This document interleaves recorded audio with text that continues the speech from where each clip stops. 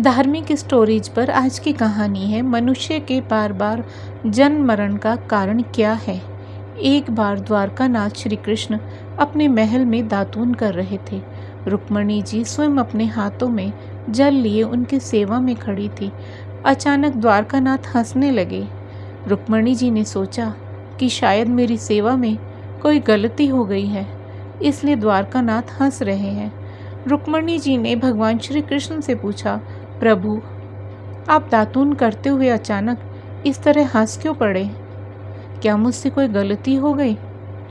कृपया आप मुझे अपने हंसने का कारण बताएं। श्री कृष्ण बोले, नहीं प्रिय, आपसे सेवा में त्रुटि होना कैसे संभव है?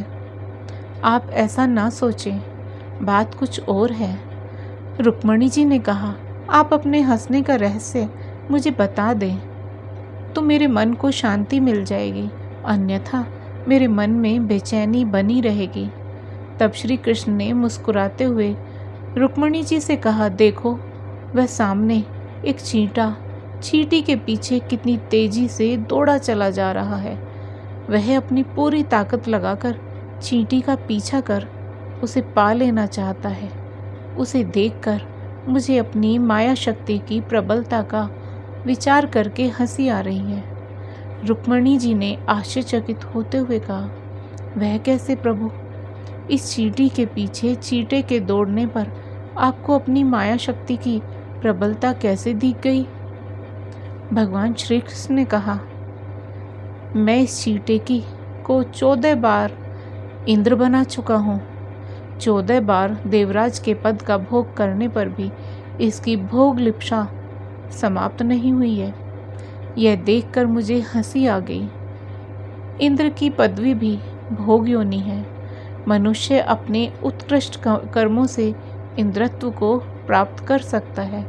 100 अश्वमेघ यज्ञ करने वाला व्यक्ति इंद्र पद प्राप्त कर लेता है, लेकिन जब उनके भोग पूरे हो जाते हैं तो उसे पुनः पृथ्वी पर आकर जन्म ग्रहण करना पड़ता है। प्रत्येक जीव इंद्रियों का स्वामी है, परंतु जब जीव इंद्रियों का दास बन जाता है तो जीवन कलुषित हो जाता है और बार बार जन्म मरण के बंधन में पड़ता है। वासना ही पुनर्जन्म का कारण है।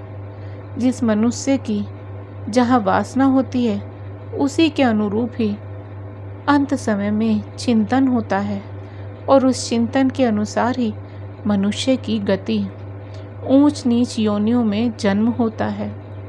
अतः वासना को ही नष्ट करना चाहिए।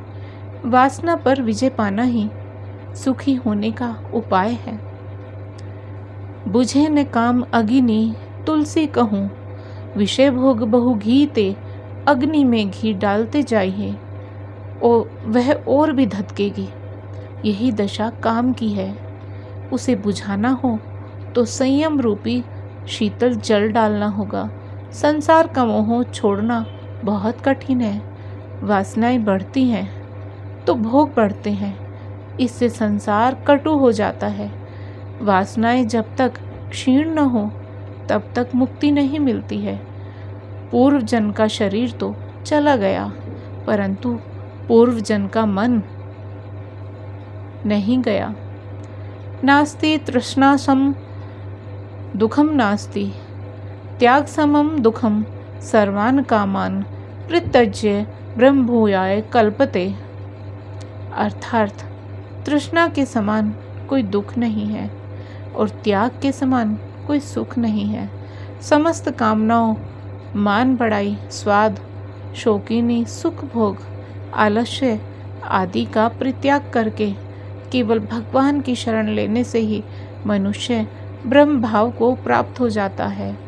नहीं है भोग की इच्छा, न दिल में लालसा धन की है प्यासी आँखों में दर्शन की, कर दो आस पूरी ओ बनवारी। आप सभी को आज की कहानी पसंद आई हो तो वीडियो को लाइक करें, शेयर करें और साथ ही हमारे चैनल को सब्सक्राइब करें। बेल आइकन को प्रेस करके ऑल बटन पर क्लिक करें। राधे राधे।